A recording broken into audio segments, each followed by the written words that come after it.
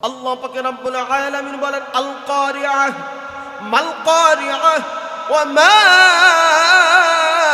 আদরাকা মাল কারিআহ ইয়াওমা ইয়াকুনুন নাসু কাল ফারাশিল মাবসুস ওয়া তাকুনুল জিবালু কাল ইহনিল মানফুস। আল্লাহ পাক রব্বুল আলামিন নবীকে বলেন, হাবিব আমার,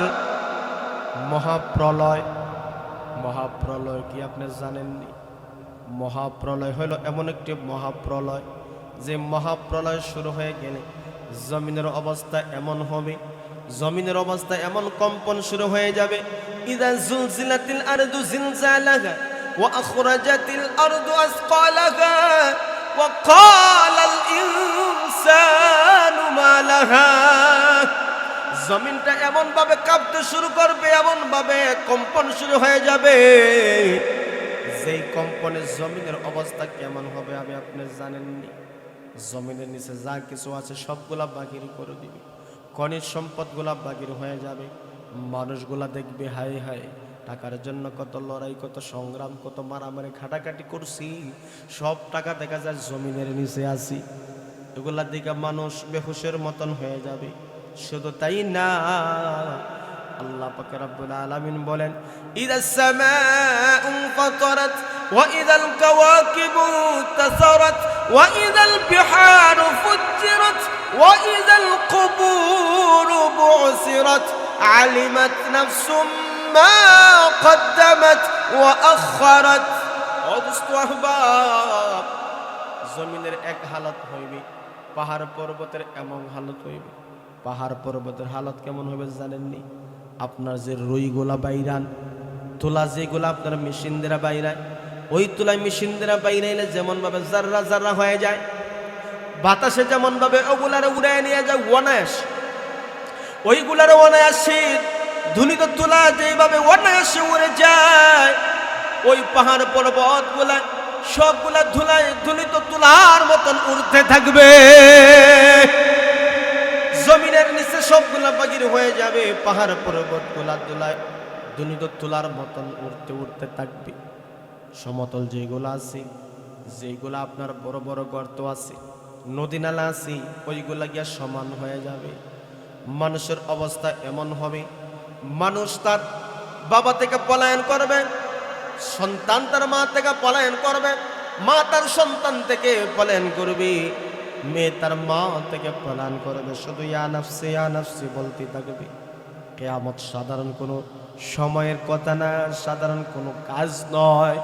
কিয়ামতের ভয়াবহতা যখন শুরু হবে, মানুষ একজন আরেকজনের কাছ থেকে পলাতে শুরু করবে।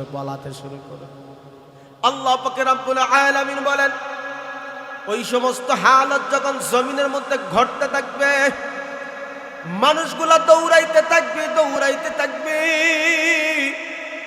আজকে সূর্য উঠে পূর্ব থেকে, সেই দিন সূর্য উঠবে পশ্চিম দিক থেকে উঠলেই আপনার দুনিয়াতে অপরাধ করছি, গুনাহ করছি, এটা একটা তওবা করার সুযোগ আমার আল্লাহ দিয়েছে। কিন্তু সূর্য যখন পশ্চিম দিকে উঠে যাবে, আর অপরাধের তওবার কোনো সুযোগ হবে না। ইয়াজুজ মাজুজ বের হবে, দাব্বাতুল আরদ বের হয়ে যাবে, বড় বড় জিনিসগুলা সমাজে বের হয়ে যাবে। এই সমস্ত ঘটনা যখন ঘটে যায়, মানুষ বুঝবে দুনিয়া সব একবারে রেকর্ডে চলে আসছে। সূর্য যখন পশ্চিম দিকে উঠি, আগুনের লুক্কার মতন দৌড়াইতে থাকবে, সকল মানুষ দৌড়ায় ওই মক্কার দিকে যাইতে থাকবে। ও দোস্ত আহবাব, জমিনের পরিস্থিতি দেখে মানুষ বেহুশ হয়ে যাবে। আজকে জমিনের কি হলো?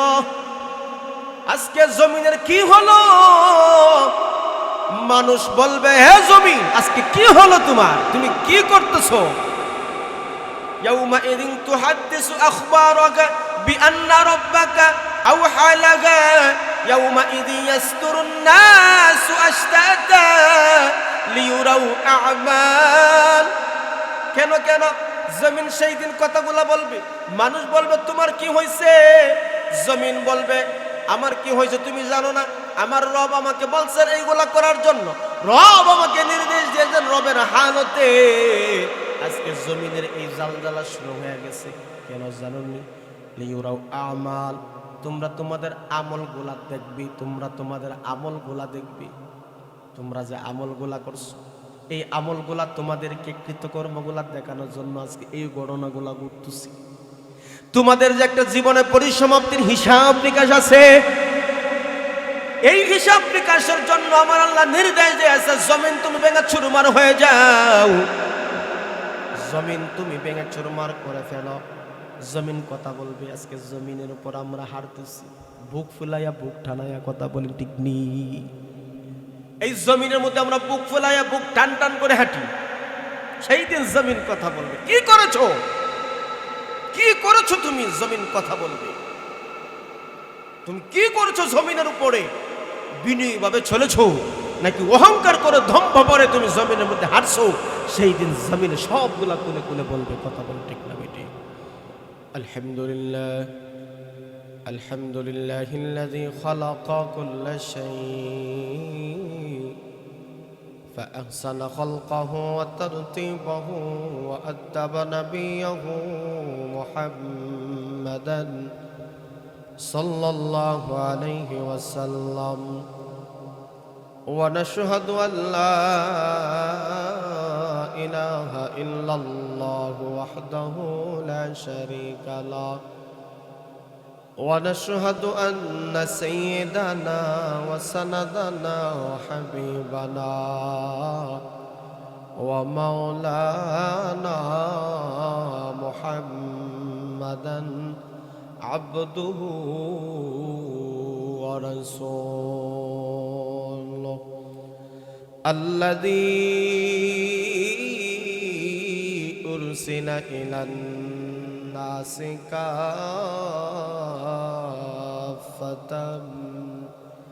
بشيرا ونذيرا وداعيا إلى الله بإذنه وسراجا منيرا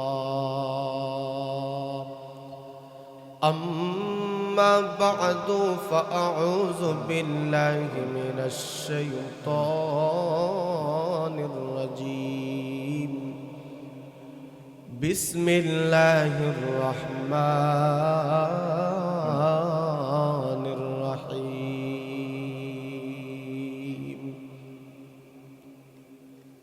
إذا زلزلت الأرض زلزالها وأخرجت الأرض أثقالها وقال الإنسان ما لها يومئذ تحدث أخبارها بأن ربك أوحى لها يومئذ يصدر الناس أشتاتا ليروا أعمالهم فمن يعمل مثقال ذرة خيرا يره ومن يعمل مثقال ذرة شرا يره بارك الله لنا ولكم في القرآن العظيم ونفعنا وإياكم بالآيات والذكر الحكيم وقال الله تعالى إن الله وملائكته يصلون على النبي يا أيها الذين آمنوا صلوا عليه وسلموا تسليما صلى الله على سيدنا ومولانا محمد وعلى آله وأصحابه وسلم بلغ العلا بكماله كشف الدجى بجماله حسنت جميع خصاله صلوا عليه وآله لا إله إلا الله لا إله إلا الله لا إله إلا الله لا إله একটু আওয়াজ দিই লা ইলাহা ইল্লাল্লাহ লা ইলাহা ইল্লাল্লাহ লা ইলাহা আল্লাহু আল্লাহ আল্লাহু আল্লাহ আল্লাহু আল্লাহ আল্লাহু আল্লাহ আল্লাহু আল্লাহ আল্লাহু আল্লাহ আল্লাহু আল্লাহ চোখের পলকে তুমি হতে পারো লাশ চিরতরে বন্ধ হবে তোমার নিঃশ্বাস হবে এলান তোমার নাম মসজিদের মাইকে হবে এলান তোমার নাম মসজিদের মাইকে বাড়িওয়ালা नहीं रे বাড়ি নাই রে দুনিয়াতে বাড়িওয়ালা नहीं রে বাড়ি নাই রে দুনিয়াতে বাড়িওয়ালা नहीं রে বাড়ি নাই রে দুনিয়াতে বাড়িওয়ালা नहीं রে বাড়ি নাই রে দুনিয়াতে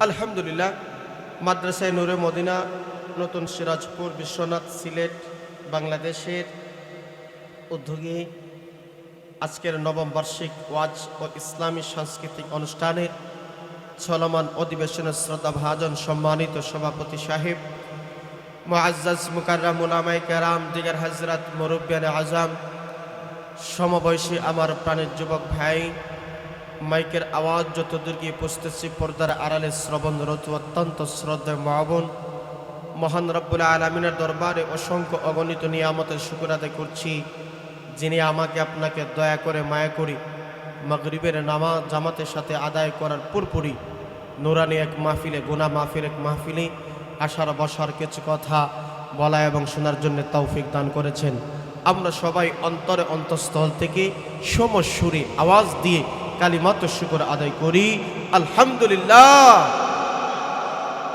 আমি আপনাদের সামনে প্রসিদ্ধ একখানা সূরা সূরা জিলজাল তেলাওয়াত করেছি মহান রব্বুল আলামিন যদি আমাকে আপনাকে তৌফিক দান করেন আলোচ্য সূরাকে সামনে নিয়ে কিছু আলোচনা করার চেষ্টা করব আল্লাহ তাআলা যেন দুনিয়া এবং আখিরাতের সফলতা কামিয়াবি দান করেন আওয়াজ দিয়ে বলেন আমিন আমি যে সূরাখানা তেলাওয়াত করেছি এই সূরার মূল আলোচ্য বিষয় হচ্ছে কিয়ামতের বিভীষিকা সম্পর্কে আমরা কিছু আলোচনা করব কিয়ামত প্রথমত দুই প্রকার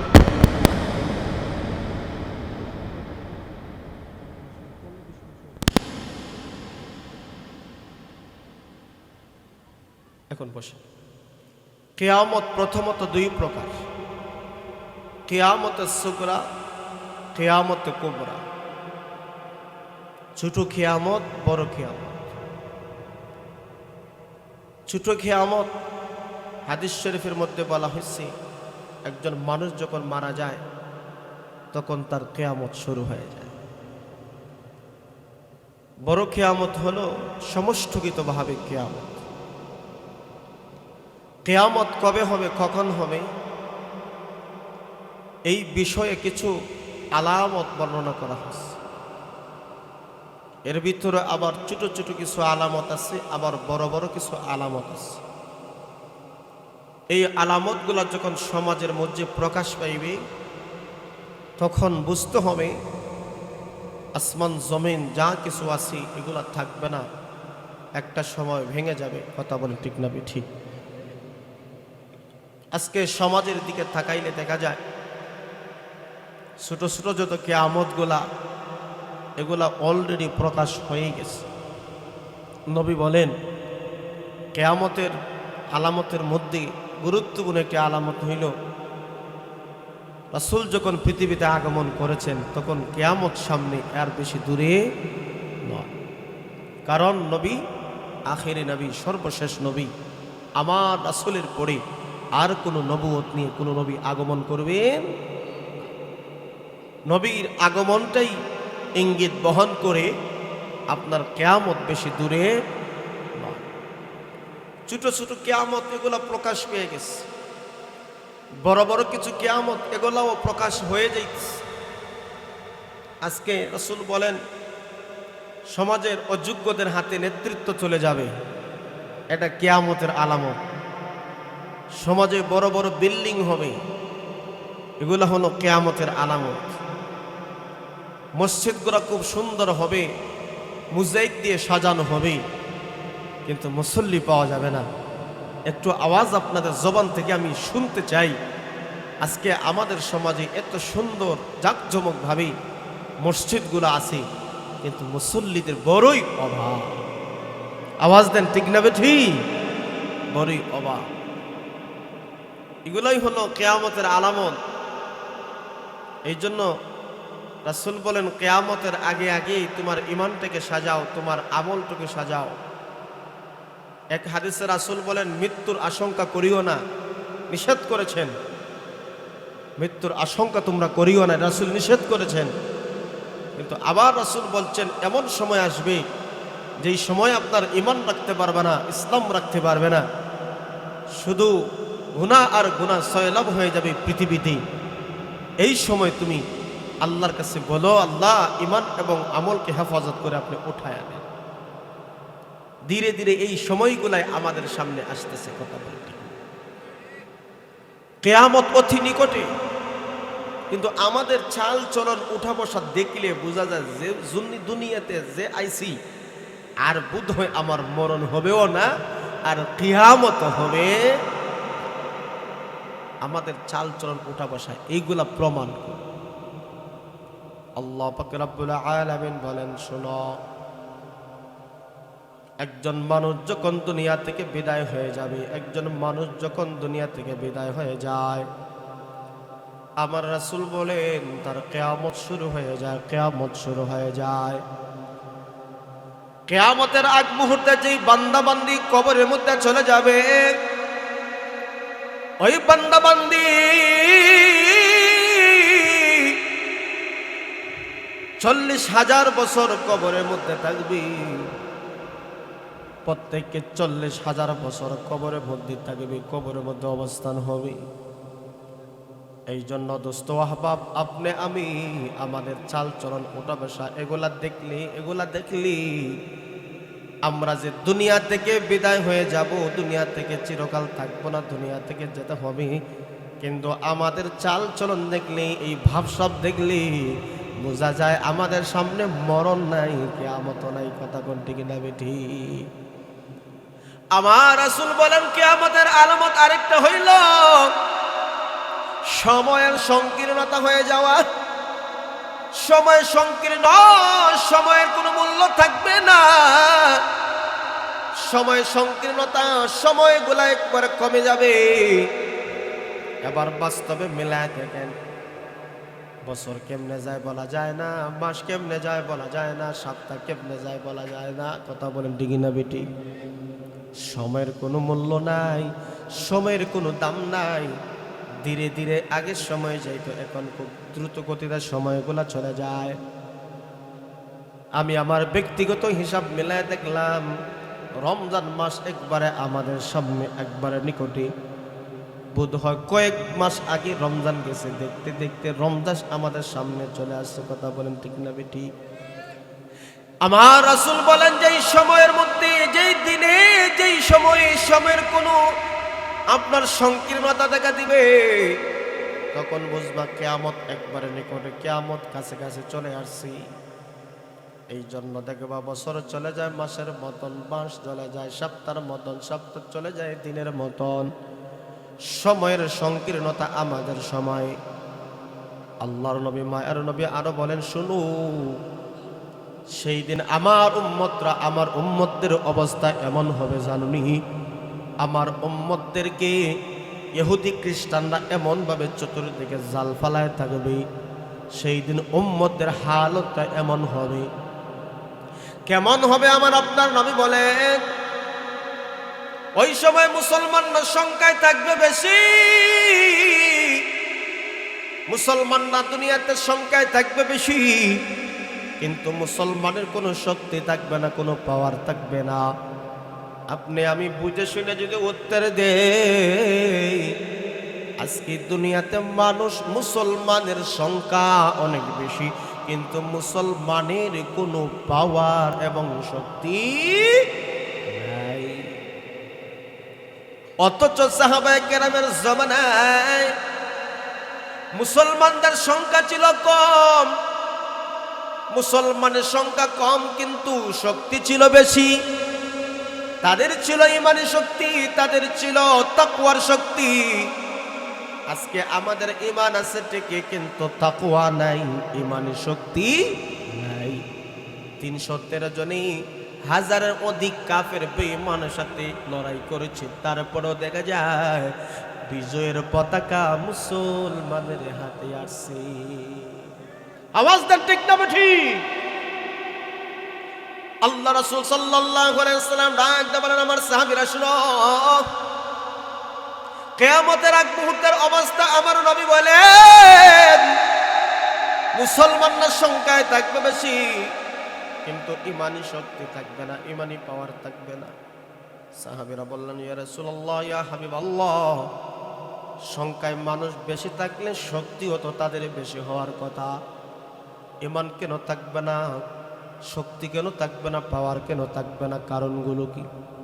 নবী বলেন, শুনো, মুসলমানদের হালত এমন হবে, মুসলমানদের অবস্থা এমন হবে, কাফের মুশরিকরা দস্তরখানা বিছায়া দিবে।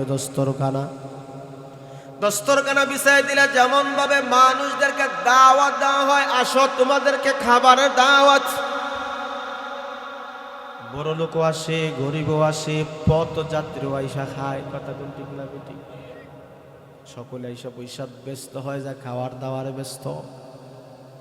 আল্লাহ নবী, মায়ার নবী বলে, ওই ইহুদি খ্রিস্টানরা এমন ভাবে জাল পেতে দিবে, এমন ভাবে জাল পেতে দিবি, কিসের হালাল কিসের হারাম, মুসলমানরা ওইগুলা খাওয়ার জন্য ব্যস্ত হয়ে যাবে, পাগল হয়ে যাবে। মুসলমানরা হালাল হারাম, ওই সময় তারা হালাল হারাম তারা বাঁচবে না, তারা শুধু এইগুলা ভোগ করার জন্যই লিপ্ত হয়ে যাবে। ইহুদি খ্রিস্টানরা দেখেন না চতুর্দিকে শুধু আমাদের সমাজে জাল পেতে আছি, আমাদের সমাজে চাল চলন উঠা ভাষা ইহুদি খ্রিস্টানরা এমন ভাবে গ্রাস করে নিয়েছে, আমরা মুসলমানরা এগুলোকে আমলে নিলাম, যার কারণে আমাদের সমাজে আজকে যুবকদের ছেলের দিকে তাকান, পোশাকের দিকে তাকান, লেনদেনের দিকে তাকান, সব হইল ওই পশ্চিমাদের আদর্শের নমুনা।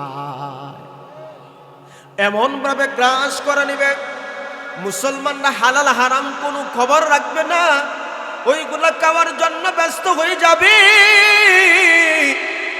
সেই দিন ওই মুসলমানদের ঈমানের হালত কেমন হবে জানুনি? দেখবা বন্যার সময় নদীর মধ্যে যখন খড়কুটাগুলা স্রোতে বাসায় নিয়ে যায়, আমার রাসূল বলে, সেই দিন আমার উম্মতের ঈমানটা হবে এমন, নদীর স্রোতে খড়ু কাটা যেমন বাসায় নিয়ে যায়, তার যেমন শক্তি নাই, ক্ষমতা নাই, সেই দিন আমার উম্মতের হালত হবে খরুকোটার ন্যায়। কথা বলেন, বাস্তবে মিল আছে না নাই? আমার রাসূল আল্লাহ বলেন সেই দিন ওই মুসলমানদের ভিতরে দুইটা জিনিস চলে আসবে। কিয়ামত ওই সময় ঘনিয়ে আসবে, তার কারণ হইল আমার উম্মতের ভিতরে দুইটা জিনিস চলে আসবে। দুইটা জিনিসের মায়া তার অন্তরে চলে আসবে। এক নাম্বার হইল হব্বুদ দুনিয়া, এক নাম্বার দুনিয়ার মাহাব্বত। দুই নম্বর হলো ওয়াকারাহিয়াতুল মাউত, মৃত্যুর ভয়কে অপছন্দ করা। এবার বর্তমানে দেখেন আমরা মুসলমানের ভিতরে দুনিয়ার মহাব্বত আসেনি না? আওয়াজ দেন না, আসেনি না নাই? দুনিয়ার মহাব্বত। দুই নম্বর হলো মৃত্যুর ভয় থাকবে না। আজকে দেখা যায় মুসলমান দুনিয়াকে ধরার জন্য, আজকে মুসলমান দুনিয়াকে পাওয়ার জন্য হালাল হারামের সাথে কোনো সম্পর্ক নেই। আমি কোটি টাকার মালিক হতে চাই, কিভাবে টাকাগুলো আসবে দেখার সময় আমার হাতে নেই। হালাল হারাম কি? হারাম পন্থায় কোটি কোটি লক্ষ লক্ষ টাকার মালিক দুনিয়াকে ধরার জন্য নামাজগুলা বাদ দিয়া দেয়, আসেনি না নাই? দুনিয়াকে ধরার জন্য রোজা রাখে না, দুনিয়াকে পাওয়ার জন্য হজ করে না, দুনিয়াকে ধরার জন্য টাকা কমে যাবে এই জন্য সমাজে যাকাত গুলা দেয় না। আমাদের সমাজে ফরমালাটি একটা যাকাতের সিস্টেম হইল, কয়েকশো টাকার কাপড় কিনা লাইন ধরায় ধরায় দেয়, দেয়া দায়বদ্ধ মুক্ত হয়ে যায়। আসলে এইভাবে যাকাত দিলে যাকাতের হক আদায় হয় না। কথা বলে ঠিক। আজকে আমাদের সমাজে প্রতিযোগিতা, দুনিয়ার প্রতিযোগিতা। অমুক ভাই একটা বিল্ডিং এর মালিক হইছে, আমি আর একটা বিল্ডিং এর মালিক হতে চাই। অমুক একটা গাড়ির মালিক হইছে, আমি আরো দুইটা গাড়ির মালিক হতে চাই। অর্থাৎ দেখা যায় দুনিয়া নিয়ে প্রতিযোগিতা। আল্লাহ পাক রব্বুল আলামিন বলেন আল্লাহকুমুত তাকাসুর হাত্তা যুরতুমুল মাকাবির কাল্লা সাউফা তা'লামুন সুম্মা কাল্লা সাউফা তা'লামুন কাল্লা লাউ তা'লামুনা ইলমাল ইয়াকিন লাতারাউন্নাল জাহিমা সুম্মা লাতারাউন্নাহা আইনাল ইয়াকিন সুম্মা লাতুসআলুন্না ইয়াওমাইযিন আনিন নাঈম। জবানটা খুলে বলেন আল্লাহু আকবার।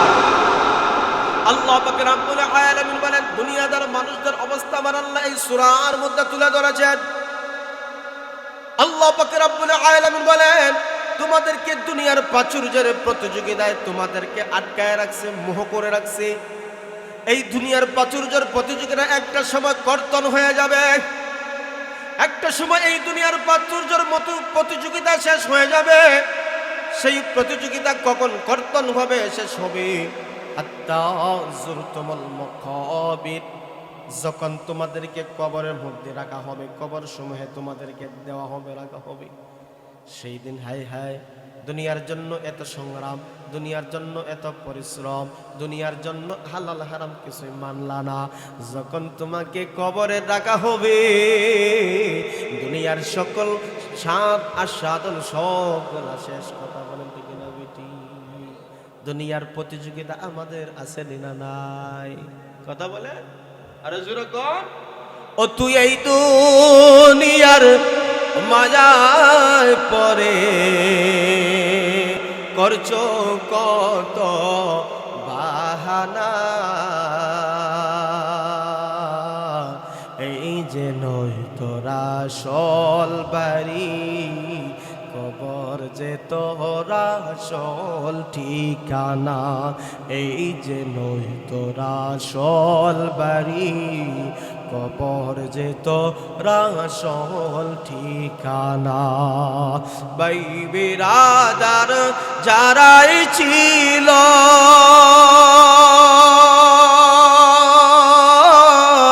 একে একে সবাই গেল, বন্ধু বান্ধব যারাই ছিল একে একে সবাই গেল।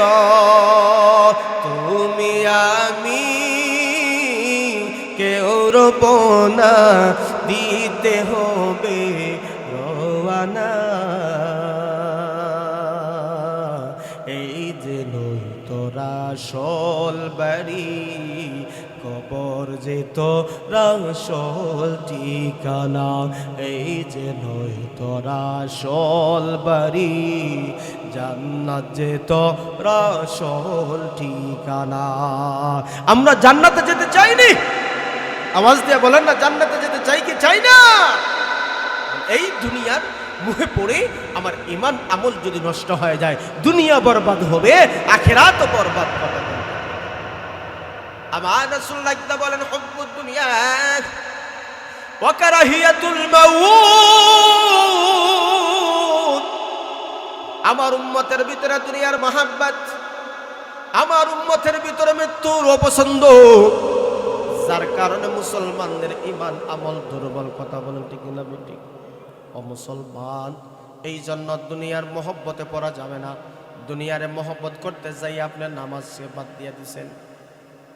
আজান হয়, আজান হয়, নামাজে মুসল্লিরা চলে যায়, কিন্তু আপনার ব্যবসার ধরার জন্য, আপনার ব্যবসার মর্ম বুঝছেন, আপনার চাকরির মর্ম বুঝছেন, মহব্বত বুঝছেন, এই জন্য নামাজের সময় যা নামাজ পড়ে না, সময়গুলা হেলায় খেলায় কাটাইয়া দেয়।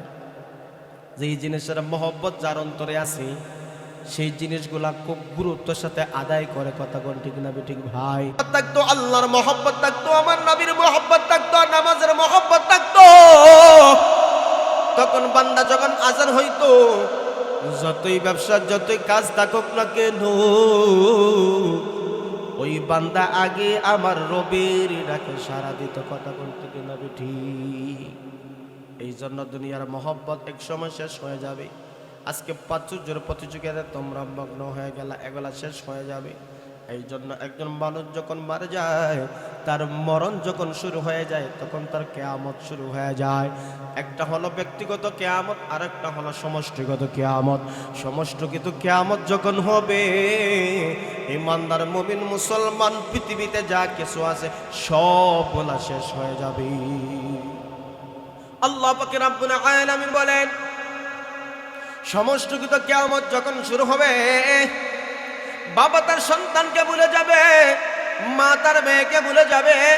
এই জন্য কেউ কারো কথা স্মরণ করবে না, কেউ কারো কথা রাখবে না, শুধু পলাতে থাকবে, আর নিজেকে শুধু ইয়া নফসি বলতে থাকবে। আল্লাহ পাক রব্বুল আলামিন মাঝে মাঝে দুনিয়ার একটু কিয়ামতের জিনিসগুলো দেখায়। কয়েকদিন আগে আপনার ভূমিকম্প হয়েছে, ভূমিকম্প, ওই ভূমিকম্পর সময় দেখছেন আপনারা বেশি ক্ষয়ক্ষতি হয়েছে ওই ঢাকাতে। মানুষ উপর থেকে লাফ দেওয়ার জন্য, উপর থেকে লাফ দিয়ে জমিনে পড়ার জন্য প্রস্তুতি নেয়।